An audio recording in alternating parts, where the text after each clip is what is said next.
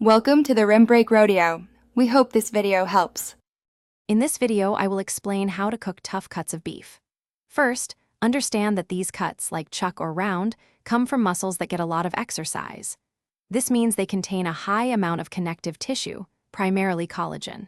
When cooked incorrectly, this collagen makes the meat very chewy.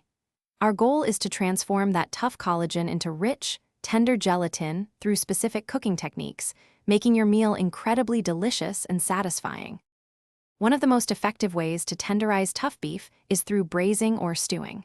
For braising, you'll sear a larger cut, then simmer it partially submerged in liquid, like broth or wine, for 3 to 4 hours. Stewing involves smaller pieces of meat fully covered in liquid, cooking gently for 2 to 3 hours. Both techniques rely on low, moist heat to slowly dissolve the collagen, resulting in incredibly tender, flavorful meat. If you're short on time, pressure cooking is a fantastic solution for tough cuts. This method uses high pressure and elevated temperatures to rapidly break down the connective tissues.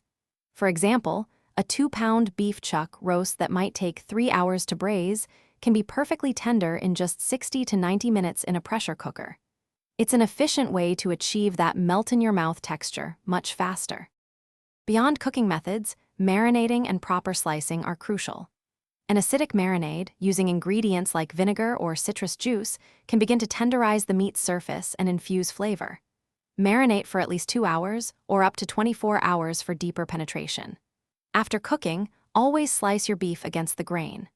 This shortens the muscle fibers, making each bite much easier to chew and enjoy, even with the most stubborn cuts. Thanks for watching. Consider subscribing if we helped you.